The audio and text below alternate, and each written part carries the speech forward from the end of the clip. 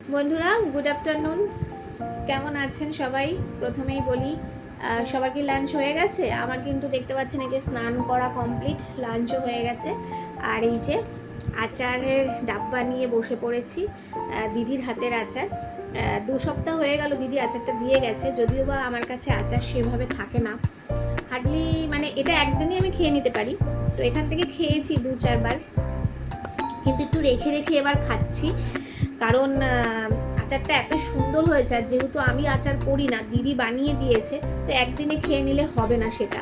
যদি মনে করতাম যে হ্যাঁ একদম 1-2 বোতল আমার ঘরে রয়েছে, তাহলে ঠিক আছে, ও আমি হয়তো অনেক আগেই সাবার করে দিতাম। এবার যেহেতু অল্প, তো আর আমার মেয়েটাও এখন আমার সঙ্গে সঙ্গে আচার খেতে শিখেছে, তো হামলে চলে আসে খাবে বলে। তো যাই হোক, এখন আমার আচারে শেয়ার করতে আমার বাচ্চাই যথেষ্ট কাফি। আগে আমি একা যখন থাকতাম তখন বলতে গেলে 1/2 বোতল একদিনই খেয়ে নিতাম। ভীষণ ভালোবাসি আচার খেতে, ভীষণ।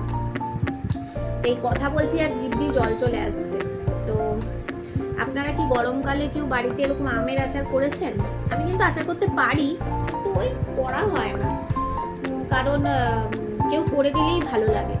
কুলের আচার বলুন, আমের আচার বলুন, জলপাইয়ের আচার। আমার দিদা খুব জলপাইয়ের আচার ভালো করতো, আর তেঁতুলের আচার। মানে কোনো আচার আমি বলবো না যে আমার ভালো লাগে না, কিন্তু আমি মানে সিজন ওয়াইজ, যেমন শীতকালে কুলের আচারটা ভালো লাগে, আর শীতকালে সত্যি এবার কুলের আচার আমার খাওয়াও হয়নি, আর গরমকালে আমের আচার। তো দিদিকে অনেক থ্যাংক ইউ জানাই যে আজ মা পেরে ওঠে না, কারণ আমার মাও একসময় এগুলো করতো। যেহেতু আমরা ভালোবাসি, এই ঝড় বৃষ্টি হলে আম কুড়িয়ে নিয়ে যেতাম, সেগুলোকে মা দেখতাম কেটে কেটে লবণ হলুদ মাখিয়ে বেশ ছাদে রোদে দিয়ে আসতো, আবার ঘরে এসে কি সুন্দর গুড় টুড় দিয়ে লাস্টে মৌরি ছিটিয়ে মিটিয়ে এরকম আচার করতো। তো পারি না তা না, চেষ্টা করি না, এটাই আর কি। তো আমার দিদি আগের বছর আমাকে দিয়েছে, এবছরও দিয়েছে। থ্যাংক ইউ দিদি, তুই যতদিন বেঁচে আছিস, যতদিন তুই পারবি, এই ছোট্ট বোনটাকে এইভাবে একটু আচার খাওয়াস। বেশি কিছু চাই না, আচার প্রচণ্ড ভালোবাসি। দেখুন কি সুন্দর হয়েছে কালারটা, তবে একটু ঝাল হয়েছে। আর ঝাল হওয়ার কারণ হচ্ছে এই যে কাঁচা লঙ্কা, শুকনো লঙ্কা দিয়েছে। তো আমি একটু খাবো। আপনাদের কি কারোর জিভ থেকে জল পড়ছে? আমি জানি না, যারা ভালোবাসে তাদের জানি আমার এই খাওয়াটা দেখলে জিভ থেকে জল পড়বে, আর যাদের জিভ থেকে জল পড়বে না তারা কি করলেন। আমি তো আচারের কোনো ভিডিও দেখলেই অটোমেটিক আমার জিভ থেকে জল পড়তে শুরু করে, এখনই পড়ছে, দেখতেই পাচ্ছেন।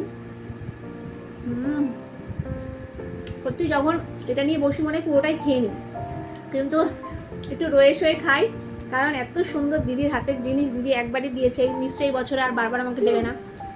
তো দারুণ হয়েছে দিদি, অনেক ভালোবাসা ছোট বোনের থেকে তোকে দিলাম।